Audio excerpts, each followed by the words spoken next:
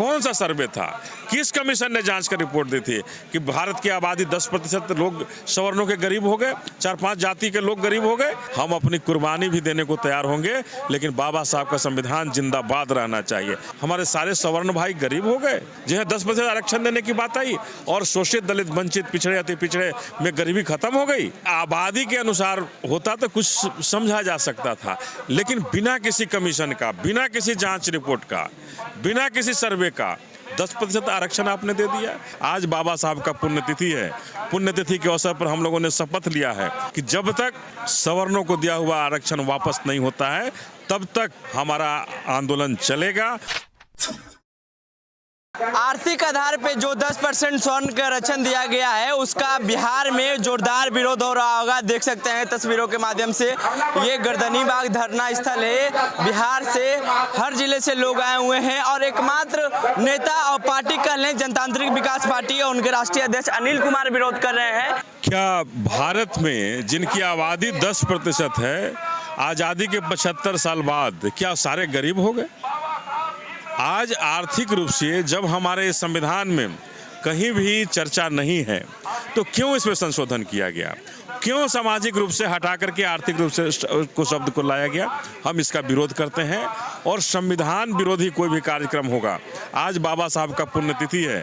पुण्यतिथि के अवसर पर हम लोगों ने शपथ लिया है और लेकर बैठे हैं यहाँ कि जब तक सवर्णों को दिया हुआ आरक्षण वापस नहीं होता है, तब तक हमारा आंदोलन चलेगा और सरकार को मजबूर करेंगे इस 10% आरक्षण को वापस लेने के लिए। बिहारी में क्यों विरोध हो रहा? सब राज्य में मान लिए नहीं, छत्तीसगढ़ ने 4% कर दिया, तमिलनाडु ने इसे नहीं लागू किया। तो ये कहने का मतलब है कि आबादी के अनुसार होता तो कुछ समझा जा सकता था, लेकिन बिना किसी कमीशन का, बिना किसी जांच रिपोर्ट का, बिना किसी सर्वे का 10% आरक्षण आपने दे दिया। कौन सा सर्वे था? किस कमीशन ने जांच कर रिपोर्ट दी थी कि भारत की आबादी 10% लोग सवर्णों के गरीब हो गए, 4-5 जाति के लोग गरीब हो गए?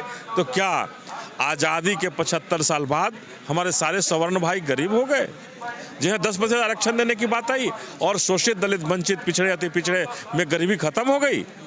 इसके खिलाफ हम बैठे हैं कि बाबा साहब के हमारे कोर्ट का उल्लंघन कर रहे हैं। संविधान विरोधी लागू हो गया, मैं उल्लंघन नहीं कर रहा हूं। हम संविधान के अगर विरोध अगर कोई कार्यक्रम हुआ है, कोई कार्य हुआ है, उसके खिलाफ बैठा हूं। हम अपनी कुर्बानी भी देने को तैयार होंगे, लेकिन बाबा साहब का संविधान जिंदाबाद रहना चाहिए। बाबा साहब का संविधान जिंदाबाद रहेगा, हम सभी शोषित, दलित, वंचित जिंदाबाद रहेंगे। और अगर बाबा साहब के संविधान के साथ छेड़छाड़ हो रहा है, तो हमारे शोषित, दलित, वंचित भाइयों के साथ छेड़छाड़ हो रहा है, और ये कभी भी बर्दाश्त नहीं किया जा सकता है। इसी के खिलाफ हम आज धरने पर बैठे हैं। जनसंख्या के आधार पर आरक्षण मिलना चाहिए। निश्चित रूप से अगर आरक्षण सामाजिक रूप से हमारे इस संविधान के मूल पृष्ठ में है कि सामाजिक रूप से पिछड़ेपन, जहां जिन्हें सैकड़ों साल से हम गरीबों को पढ़ने नहीं दिया गया, शोषित, दलित, वंचितों को पढ़ने नहीं दिया गया, आगे बढ़ने नहीं दिया गया, साथ बैठने से रोका गया, उन्हें आरक्षण देने की बात बाबा साहब ने बताई थी। आरक्षण गरीबी हटाओ उन्मूलन कार्यक्रम नहीं है कि आरक्षण आप कह रहे हैं कि आर्थिक रूप से दे दीजिए, गरीबों को, गरीबी को हटा दीजिए। आरक्षण सामाजिक रूप से जो पीछे थे उनके लिए व्यवस्था की गई थी, और आज आपने आरक्षण को जोड़ दिया है कि हम गरीबी हटाओ कार्यक्रम करें। इनसे क्यों नहीं मनरेगा में कार्यक्रम आप इन्हें दे रहे हैं? क्यों नहीं इनसे पकौड़ा बिकवा रहे हैं? ये सरकारी नौकरियां सवर्णों में तो ऐसे ही सब जगह आरक्षण है। अगर कॉलेजेस देख लीजिए, कोर्ट देख लीजिए, बहुत सारे ऑफिसर्स देख लीजिए जहाँ केवल सवर्ण नहीं है।